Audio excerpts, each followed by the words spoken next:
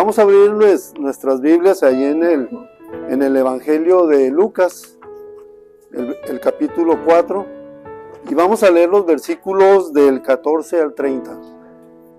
Y el título de la predicación es ¿en qué consiste el plan de Dios? ¿En qué consiste el plan de Dios?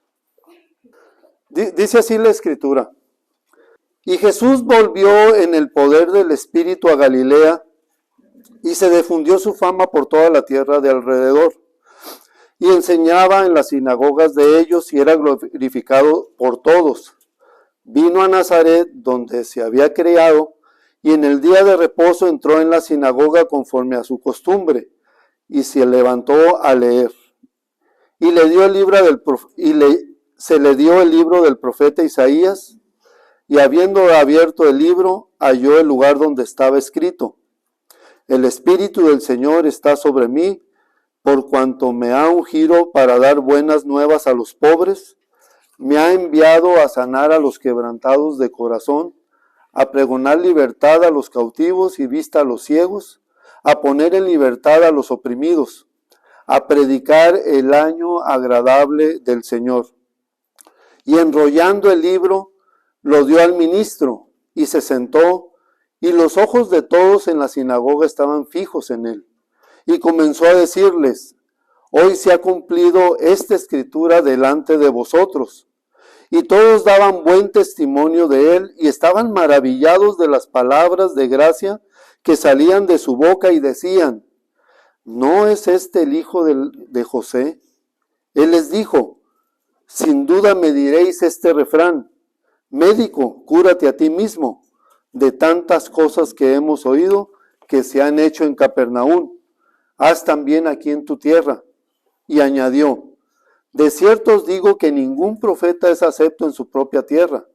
Y en verdad os digo que muchas viudas había en Israel en los días de Elías, cuando el cielo fue cerrado por 3 años y 6 meses, y hubo una gran hambre en toda la tierra, pero a ninguna de ellas fue enviado Elías, sino a una mujer viuda en Sarepta de Sidón. Y muchos leprosos había en Israel en tiempos del profeta Eliseo, pero ninguno de ellos fue limpiado, sino Naamán, el sirio. Al oír estas cosas, todos en la sinagoga se llenaron de ira, y levantándose, le echaron fuera de la ciudad, y le llevaron hasta la cumbre del monte, sobre el cual estaba edificada la ciudad de ellos, para despeñarle. Mas él pasó por medio de ellos, y se fue. Bien, nos dice aquí el versículo 14 que Jesús volvió en el poder del Espíritu a Galilea y se difundió su fama por toda la tierra. Y dice que enseñaba, la Escritura nos dice que enseñaba en las sinagogas de ellos y era glorificado por ellos. Vemos cómo el Señor Jesucristo hacía uso del podio, porque nos dice la Escritura que era una costumbre de él ir a la sinagoga, a veces escuchar, a veces compartir, como en el caso que estamos leyendo. Pero también podemos ver cómo esto que estamos leyendo ahorita lo encontramos también en Isaías 61, en los versículos 1 y 2. Donde dice Isaías, inspirado por el Espíritu Santo: el Espíritu de Jehová el Señor está sobre mí, porque me ungió Jehová, me ha enviado a predicar buenas nuevas a los abatidos, a vendar a los quebrantados de corazón, a publicar libertad a los cautivos y a los presos, apertura de la cárcel, a proclamar el año de la buena voluntad de Jehová, y el día de la venganza del Dios nuestro, a consolar a todos los enlutados. Y ahí nos vemos nosotros, ¿verdad? Porque se nos alcanzó, se nos predicó el Evangelio, y ahora tenemos esta preciosa seguridad de salvación. En aquel momento debió ser de gran impacto, pues nos dice el texto que los que estaban allí presentes estaban perplejos a ver cómo el Señor Jesucristo, que más o menos tenía una edad de 30 años, anunciaba estas palabras y su cumplimiento en ese día exactamente. Y podemos ver aquí dos reacciones de la predicación del Señor. Una fue de admiración, de muy buen testimonio, pero también nos dice la Escritura que se levantó una fuerte ira, ¿verdad? De tal manera que lo querían aventar, ¿verdad? Despeñarlo, ¿verdad? Al Señor Jesucristo. Sin embargo, podemos ver con mucha claridad cómo el Señor Jesús les anuncia: yo soy el Cristo, la buena nueva que largamente se ha esperado. Pero ¿qué pasa? Jesús está en su propia tierra. Y para ellos, como lo menciona ahí, era simplemente el hijo de José, el hijo del carpintero. ¿Cómo se arriesgaba a decir que él era el Mesías? Pero vemos cómo fue en Nazaret, donde él hizo público su ministerio. Fue allí donde se cumplió la profecía. Fue allí donde un hombre de esta edad trajo un sermón jamás oído en presencia de muchas personas que año con año seguían la costumbre, seguían la religión. Y podemos ver cómo aquí el Señor Jesucristo manifiesta la visión de la cual se encargaría Él de cumplir por los 3 años siguientes. ¿En qué consiste el plan de Dios? En primer lugar, consiste en llevarnos a la necesidad que tenemos cada uno de escuchar el Evangelio y ponerlo en obra. Nos dice ahí el versículo 16. Vino a Nazaret, donde se había criado, y en el día de reposo entró en la sinagoga conforme a su costumbre y se levantó a leer. La frase que vemos aquí que dice conforme a su costumbre, es muy significativa, porque si recuerdan en la Escritura cuando nos habla del Señor Jesucristo, cuando Él tenía 12 años de edad. ¿Qué estaba haciendo el Señor Jesucristo a los 12 años de edad? Andaba corriendo ahí con los demás niños, jugando con algún instrumento ahí, distrayéndose. No, ¿verdad? Lo vemos al Señor Jesucristo a la edad de 12 años hablando con las personas que tenían conocimiento de la Escritura. Y se maravillaron y dijeron: oye, ¿cómo este niño conoce tanto de las Escrituras? Pero ahora lo vemos al Señor Jesucristo entrar a la sinagoga, probablemente 18 años después, en esa práctica que él tenía de congregarse, de reunirse y anunciar esta buena nueva. Lucas no nos dice que el Señor Jesucristo iba cuando solo tenía ganas de ir a la reunión, ¿verdad? Lucas no nos dice que él iba cuando su agenda se lo permitía, o solo cuando estaba descansado y necesitaba él de algún descanso. No nos dice eso Lucas.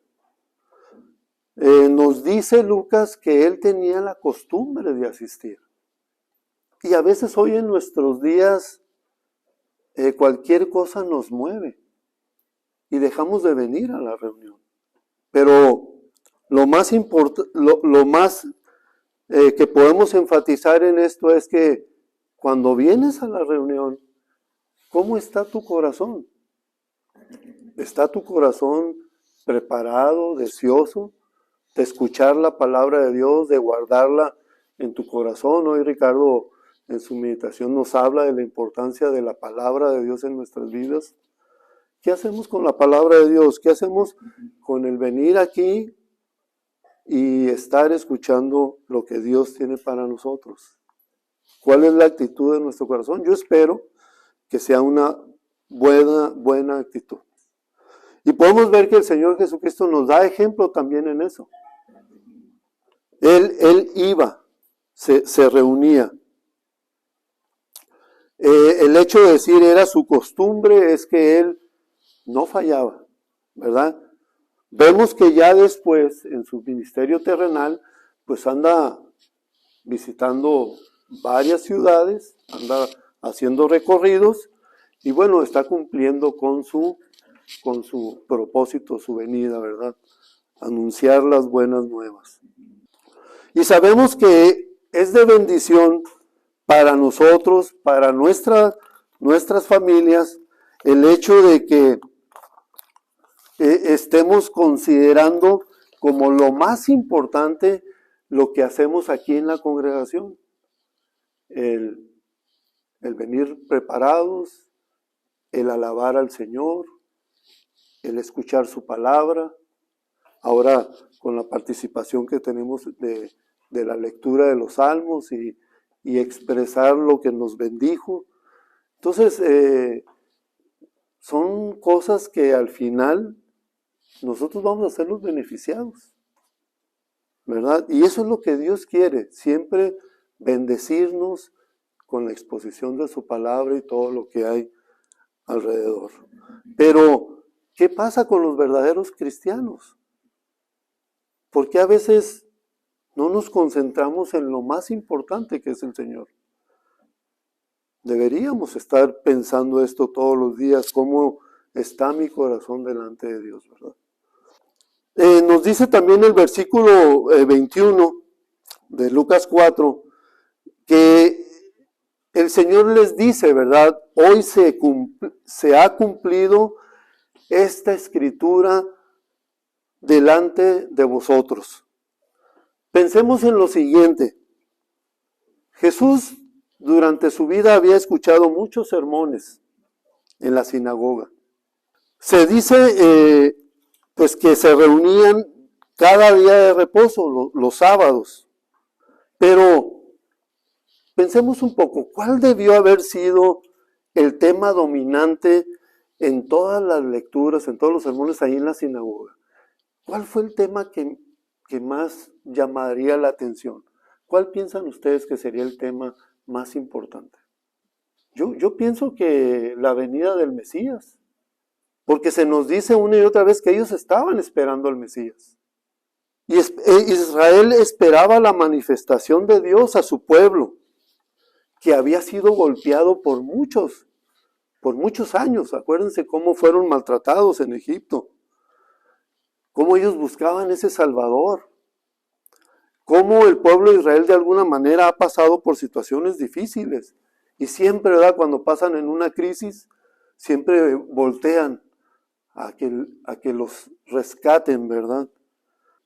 Por un lado, sí había personas que con ese interés, pero sabemos que siempre ha habido un remanente fiel, un remanente que confía en el Señor, que se interesa de la palabra, que la pone por obra.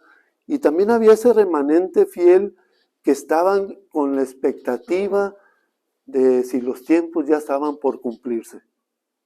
Como hoy en día escuchamos que hay ese mismo remanente fiel que está esperando la segunda venida del Señor Jesucristo.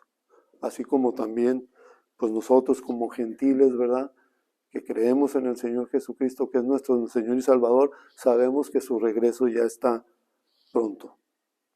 Entonces la expectativa de ellos era ver al descendiente de David, que vendría para restaurar el reino de Israel. Cuando el Señor Jesucristo resucitó, los discípulos todavía esperaban esta restauración, nos dice Hechos 1:6. Entonces los que se habían reunido le preguntaron, diciendo, Señor, ¿restaurarás el reino de Israel en este tiempo? Pero sobre todo, en las lecturas hechas, ellos seguramente oían del Mesías, quien sería una especie de justiciero, trayendo un reino de paz y de justicia, ¿verdad? terminando con la opresión de los romanos. De esa manera, en una de las tantas sinagogas que había en Nazaret, Jesús vino y dio el anuncio que Él era el Mesías al cual todos esperaban. Y nosotros tenemos la certeza de que el Señor Jesucristo es el Mesías esperado. Sin embargo, hay personas que tristemente aún lo están esperando. Y nos dice la Escritura ahí en el versículo 22 que todos daban buen testimonio del Señor Jesucristo y estaban maravillados de las palabras de gracia que salía de su boca, pero decían, ¿verdad? Es el hijo de José, no es el hijo de José. Pero para nosotros le doy gracias a Dios que es muy claro que este Jesús, hijo del carpintero, es el Mesías prometido. Y que lo demostró con poder. Y que lo ha demostrado hoy en día en nuestros corazones, dándonos seguridad de salvación. Y luego, como veíamos hoy en los Salmos, ¿verdad? Nos vamos a Él, obedecemos su palabra y vemos la gran bendición de los resultados que hay. Podemos esperar en Él. Y gracias por su amor y su misericordia, como nos dice Lucas 19:10, porque el Hijo del Hombre vino a buscar y a salvar lo que se había perdido. Gracias a Dios por la salvación que tenemos en el Señor Jesucristo.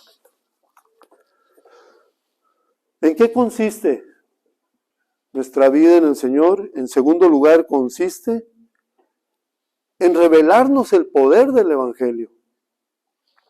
Nos dice ahí la segunda parte del versículo 18 de Lucas 4, por cuanto me ha ungido para dar buenas nuevas a los pobres. Hay buenas nuevas para todos, pero cuando Jesús comenzó su evangelio, lo llevó a los pobres. ¿A cuáles pobres? Cuando pensemos en los pecadores del mundo, debemos considerarlos de la siguiente manera. Pueden ser ricos, pueden ser libres, pueden no tener ninguna enfermedad física, mucho menos una ceguera, pueden tener el control en sus negocios, pueden ser eminentemente exitosos, pero el hecho es que cualquier pecador no arrepentido es pobre, porque el creyente verdadero que es rico, lo es rico por lo que está en el corazón. Es como el vaso de barro, ¿verdad? Que por sí mismo no tiene ningún valor. Pero si ese vaso de barro tiene lo más precioso, llámesele piedra, llámesele metal, pues el valor es la piedra, es el metal. En un creyente lo más valioso no somos nosotros mismos. Es lo que está dentro de nosotros, el Señor Jesucristo. Eso es lo valioso. Eso es lo que nos hace agradables delante de Dios, el que tengamos a Cristo en el corazón. Entonces, pues sí, somos pecadores. Gracias a Dios nos arrepentimos de nuestros pecados. Tenemos vida eterna. Pero hay mucha gente que no quiero enfocarme a los que no tienen recursos materiales, sino hablando espiritualmente, ¿verdad? El mundo está pobre espiritualmente. Necesitan a Cristo para conciliarse con Dios y para ser ricos en Él, ¿verdad? Por eso estas son las buenas noticias que tenemos, ¿verdad? Que en Cristo somos preciosos para Dios. Somos de un alto valor para Dios. Y sobre todo, Dios nos da de su palabra sin igual. No hay nada mejor en este mundo. Entonces, las buenas noticias no son mejoras materiales, las buenas noticias son para las personas que están espiritualmente empobrecidos y pueden ser liberados de su pobreza por el Señor Jesucristo. Luego nos dice la parte C del versículo 18 de Lucas 4, me ha enviado a sanar a los quebrantados de corazón.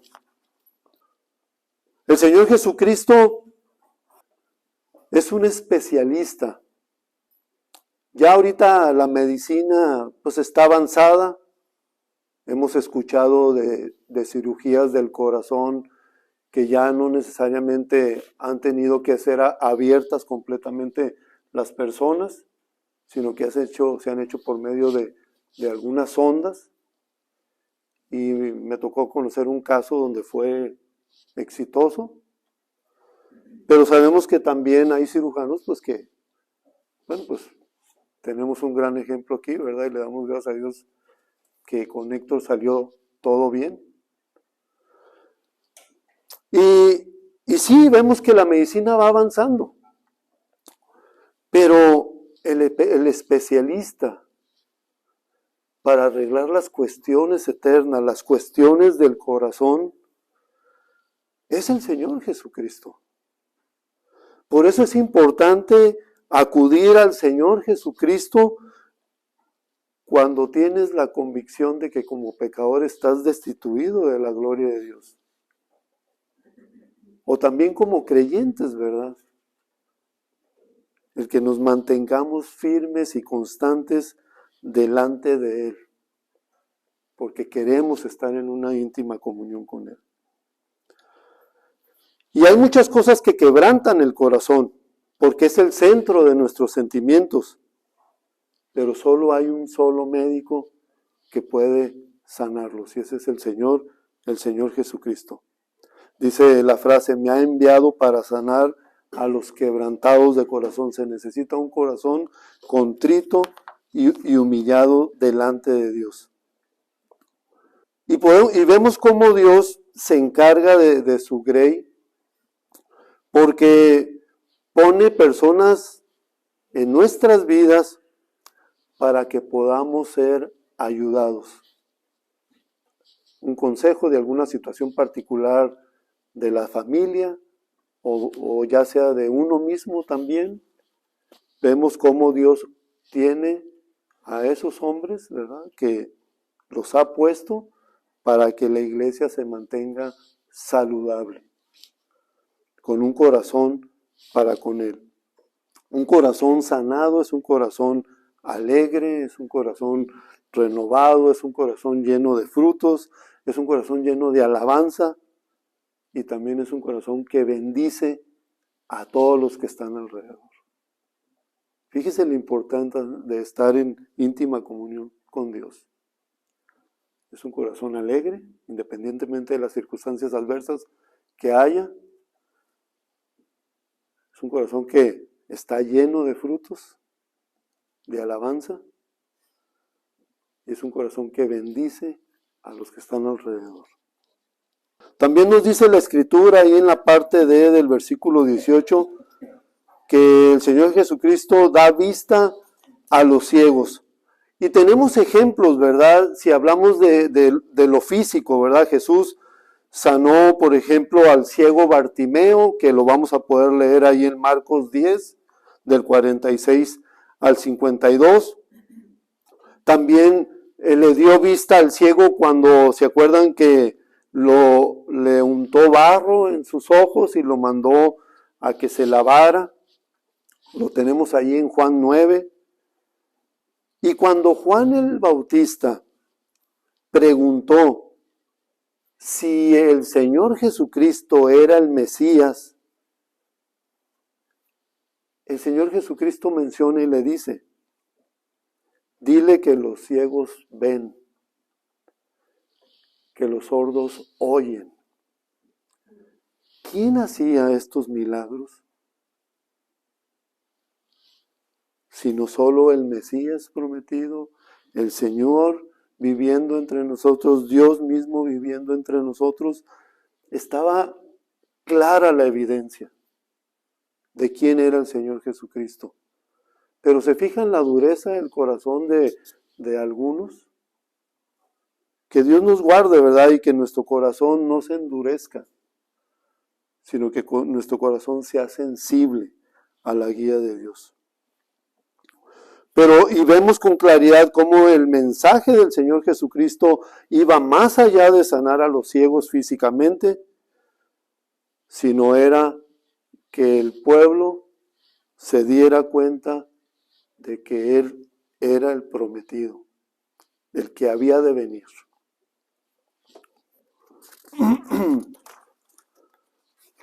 Nos dice el Salmo 82:5,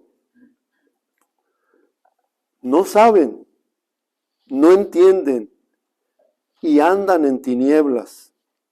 Y también Jeremías 5:21 nos recuerda esta verdad.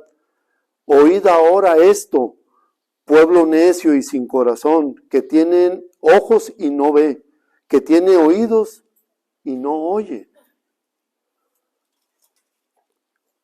Por eso, qué importante es el quebrantamiento del corazón, para que nuestros ojos vean y nuestros oídos oigan este precioso mensaje de salvación que Dios tiene para todo el mundo.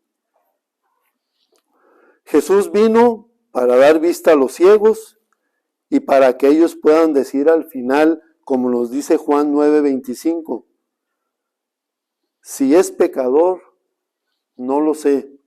Una cosa sé, que habiendo yo sido ciego, ahora veo.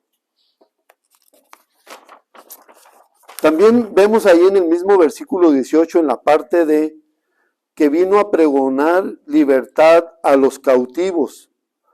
Y luego la parte última dice, a poner en libertad a los oprimidos. Entonces aquí vemos cómo también el pecador puede ser visto como un prisionero. Esta es otra forma de describir a la misma persona que está perdida. Y la buena noticia se hace notar otra vez. El Señor Jesucristo vino a proclamar la liberación de estas almas, perdonándoles de todos sus pecados. La razón por la que muchos están en prisión es porque alguien más allí los puso. Y estos presos, por hacer algo malo, y las autoridades lo pusieron en ese lugar, son consecuencias de las faltas que cometieron. Pero pasa una cosa, hace ya muchos años estuvimos yendo a un reformatorio aquí de la Vía Rápida, y me acuerdo que al tratar con varios de ellos, eran inocentes. Todos decían que eran inocentes, que estaban ahí injustamente. Y era una de las cosas a tratar para que ellos tuvieran convicción de pecado. Y le doy gracias a Dios que por la exposición del Evangelio pudimos tratar con personas. Yo personalmente también estuve yendo, aparte de esos días que íbamos como grupo juvenil de aquí de la congregación. Me acuerdo que iba a compartirles estudios y me tocó ver sobre todo a un joven de Tecate que lo veía entendiendo la escritura y haciendo la tarea que se le dejaba de contestar. ¿Se acuerdan? Los estudios que son preguntas y respuestas. Entonces era de bendición ver a personas que se estaban convirtiendo al Señor Jesucristo y que querían seguir conociéndolo más. Sobre todo menciono a este joven porque este joven tenía como 15 años en ese entonces y lo habían acusado de asesinar a una persona en una riña ahí de jóvenes de su edad. Y él decía, yo no fui, y yo no fui. Pero bueno, se le expuso el Evangelio y se convirtió a Cristo. Y después lo estuve viendo hasta que salió antes del tiempo que le habían mencionado, que era 1 año y medio de condena. Pero salió a la mitad del tiempo, lo dejaron libre, tuvo buen testimonio y la gracia de Dios, ¿verdad? Moviendo todas las cosas. Pero qué importante es, ¿verdad?, que las personas abran su corazón, acepten a Cristo y vivan, ¿verdad?, obedeciendo su palabra.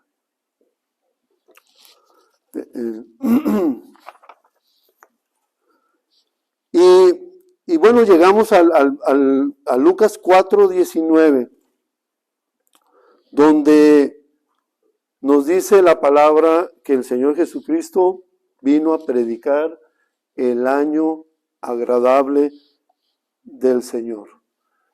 Yo creo que nunca hubo un año más agradable en el mundo que este. Que el Señor Jesucristo haya venido y que esté revelándose como el Mesías prometido.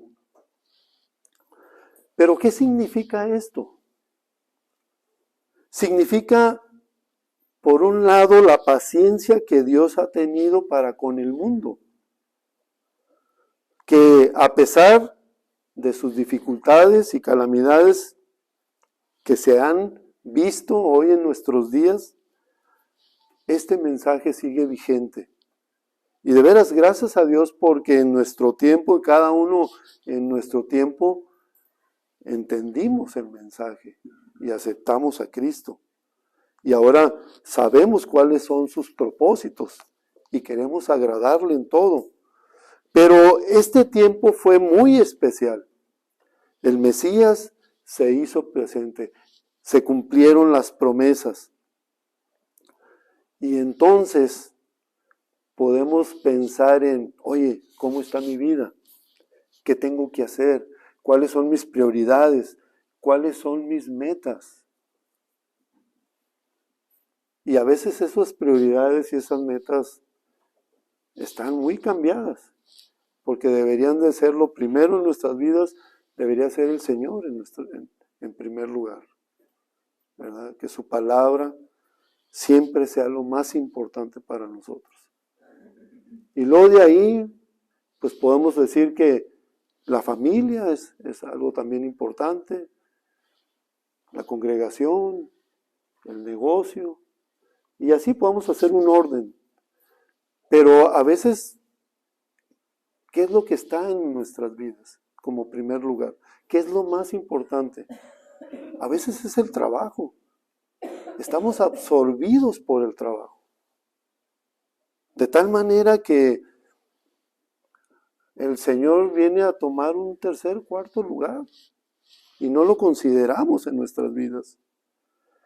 Y a veces lo sabemos y decimos, sí, voy a cambiar, pero no se toman las decisiones necesarias para tener un orden, ¿verdad?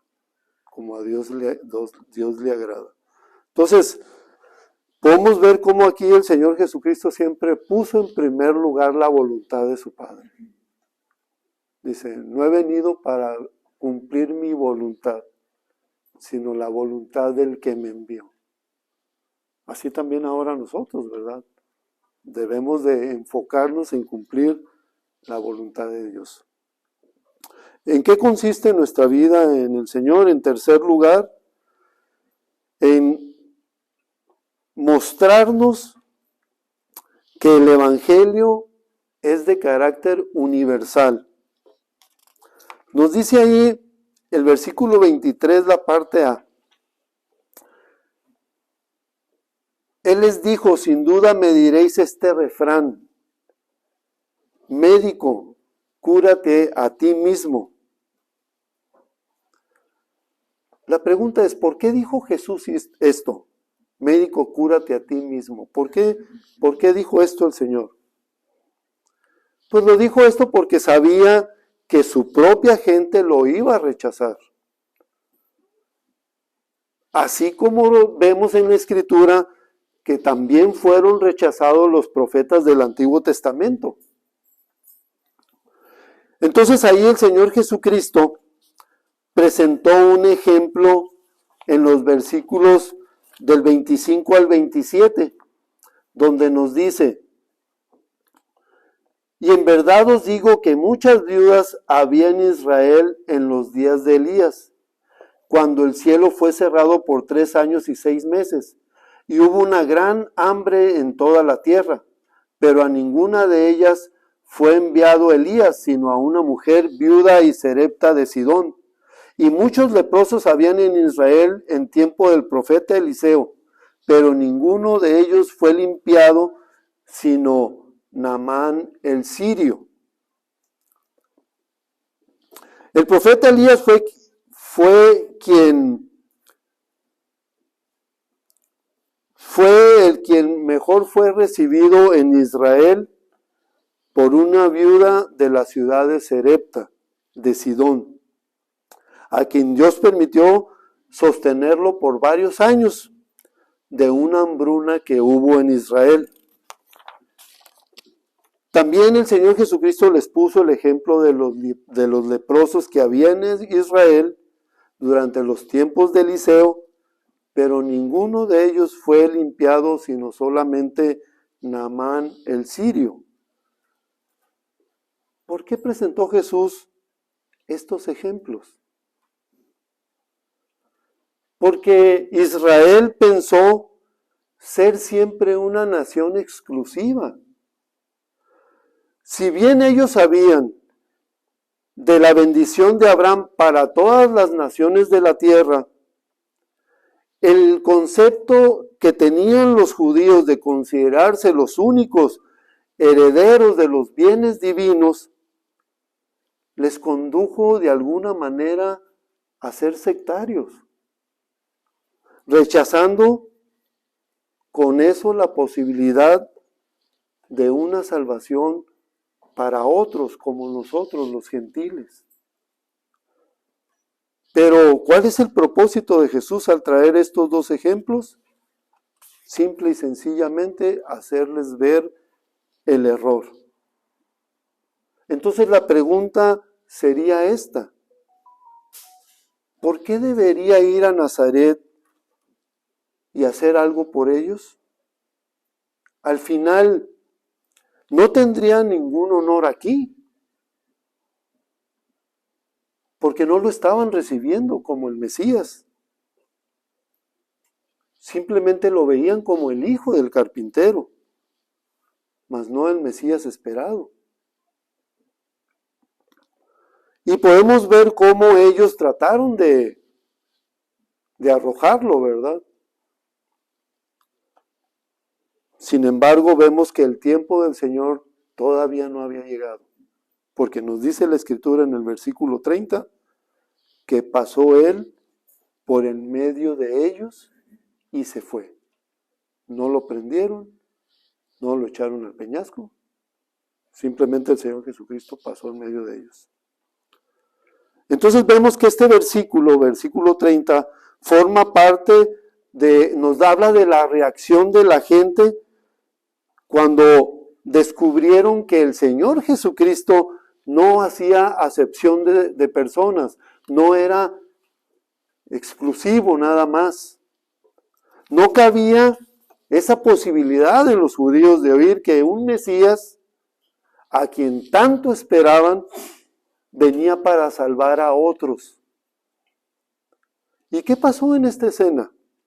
¿Por qué este cambio tan abrupto, considerando que hasta ahora todos ellos estaban maravillados de las palabras de gracia que salían de su boca? Que los judíos oyeron hablar de un evangelio también para otros. Y ellos no toleraban esto. No somos judíos, pero la gracia y misericordia de Dios se han hecho presentes en cada uno de nosotros, para alabarle y glorificarle como Él se merece. Los judíos esperaban buenas nuevas para gente buena como ellos, gente religiosamente favorecida, gente de élite, pero que el evangelio también fuera para los no judíos, para los gentiles comunes y despreciados, Esto era difícil de soportar. Por eso esta extrema reacción de ellos. Y vemos cómo tenían toda la actitud de deshacerse del Señor Jesucristo. Nos dice el versículo 28 y 29 de Lucas 4. Al oír estas cosas, todos en la sinagoga se llenaron de ira y levantándose le echaron fuera de la ciudad y le llevaron hasta la cumbre del monte sobre el cual estaba edificada la ciudad de ellos para despeñarle. Hubo un total rechazo, llenos de ira, hasta procurar matarlo. Sin embargo, como decíamos, todavía no era el tiempo del Señor. Y no fue cuando la gente quiso matarlo, sino cuando Dios lo decidió. ¿Cuál es la verdad de todo esto? Que Jesús vino a salvar a los hombres con su muerte en la cruz del Calvario. Hay en este pasaje dos tipos de oyentes. Unos a quienes los mensajes de Jesús le causan admiración y les gusta, y otros para quienes la palabra de Jesús les irrita y les incomoda. Nos gusta escuchar un evangelio para nosotros solamente, para mis necesidades, para mis pruebas, para que me satisfaga siempre, pero cuando la palabra es dura, cuando la palabra me golpea, cuando me hace ver mi egoísmo, reacciono y hasta quiero echar a Jesús y su palabra fuera de mi vida. Esto no es para mí. Ahorita estoy tratando con un amigo y gracias a Dios no me ha dicho que no, pero traemos una situación así, pero veo que sus dudas son dudas que él trae y las quiere defender a capa y espada, pero basta con estarle mostrando la palabra de Dios, ¿verdad? Y que la palabra de Dios trabaje en su corazón. Entonces, oro por él, ¿verdad? Para que el Señor lo quebrante. Y podemos preguntarnos ahorita, ¿qué pasaría? ¿Qué habría pasado si el Mesías fuera solo para Israel? ¿Considera Israel a los gentiles dignos de escuchar el Evangelio? Gente menospreciada que en realidad merece también la salvación. Que en realidad necesita ser salvado. ¿Y nosotros qué pensamos de esto? ¿Vale la pena llevar el Evangelio a toda criatura? Definitivamente sí. Que Dios nos use con su poder. Que seamos un instrumento útil en las manos de Dios para presentar el Evangelio. Oportunidades hay. Con las personas que convivimos, compartimos, que no son creyentes, verdaderos, podemos ahí estar sembrando la palabra de Dios.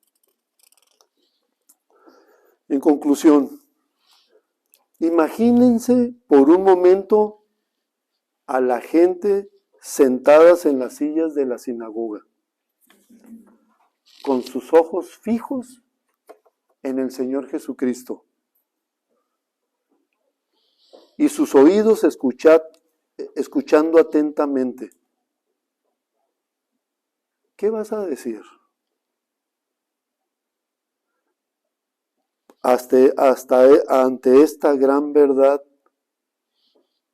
que se compartió. Hoy se ha cumplido esta escritura delante de vosotros. Es como si Él estuviera diciendo, ustedes acaban de escuchar la misión del Mesías prometido. expuesta desde el Antiguo Testamento por el profeta Isaías, por ejemplo. La gente de esta nación conocía perfectamente las Escrituras. La gente sabía perfectamente que el Mesías iba a venir. ¿Por qué la dureza del corazón? ¿Por qué no pudieron verlo tan claramente como nosotros lo vemos hoy en día? Porque no quisieron. ¿Cómo dice el Señor en Juan 5:40? Y no queréis venir a mí para que tengáis vida. Y cada vez que yo leo esta parte de la Escritura, pues veo la esperanza que debe haber en mi corazón, porque veo cómo los tiempos se están cumpliendo. Y vemos que la segunda venida del Señor Jesucristo ya está cerca. Y esto me alienta a decir, Señor, quiero ser un instrumento útil en tus manos.